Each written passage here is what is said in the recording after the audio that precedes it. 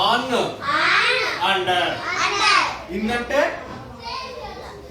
లోపల, ఆన్ అంటే అండర్ అంటే కింద. అదేనా ఇన్ ఆన్ అండర్. ఇప్పుడు ఇంతో ఒక వాక్యం, ఆన్ తో ఒక సెంటెన్స్, అండర్ తో ఒక సెంటెన్స్. సెంటెన్స్ అంటే వాక్యం. అదేనా? ఇప్పుడు ఏం రాస్తున్నాం చూడండి. A cat in the car.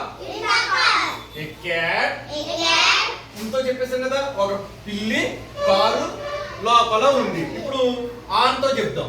A cat on the car. Car మీద ఉంది. ఇప్పుడు ఆన్ తో అయిపోయింది కదా. ఇప్పుడు under. A cat under the car. Under the car అంటే క్రింద, కారు కింద పిల్లి ఉంది. ఆన్ ది కార్ అంటే కారు పైన. ఇన్ ద కార్ అంటే లోపల, కారు లోపల కూర్చోబెట్టున్నాం అనుకో పిల్లిని. A cat in the car అంటాం.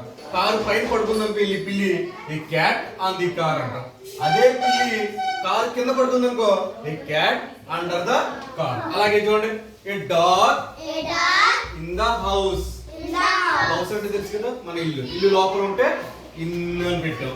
అదే కుక్క ఇంటి పైన పడుకుంటే, ఇంటి పైకి ఎక్కిస్తుందంటే ఏ డాగ్ ఆన్ ది హౌస్. అదే కుక్క ఇంటి కింద గొయ్యితో వేసి పడుతుందంటే ఏ డాగ్ అండర్ ద హౌస్. అర్థమైందా? ఇప్పుడు ఏం చేయాలి?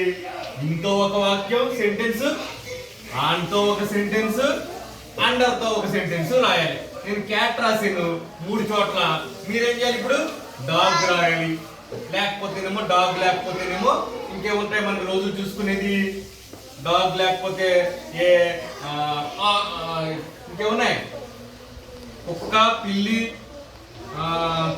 ఇంకా డాగ్ రాసి క్యాట్ రాసాను. ఇప్పుడు డాగ్ తో రాస్తారు మీరు. డాగ్ క్యాట్ అయిపోతే ఇంకేం రాయాలి?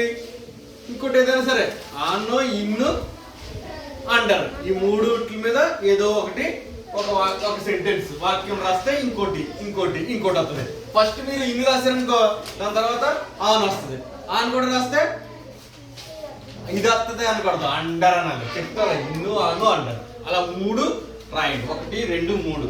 అర్థమైంది? అలాగే ఏ యాపిల్. అలాగే బుక్ రాసుకోవచ్చు. A book in the table. A book in the table అంటే ఓ బుక్ నేను టేబుల్ లో పెట్టాను. A book on the table. ఒక పుస్తకాన్ని నేను టేబుల్ పైన పెట్టాను.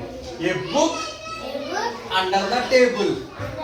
ఒక పుస్తకాన్ని నేను టేబుల్ కింద పెట్టాను. అర్థమైందా? బుక్ తో రాయొచ్చు.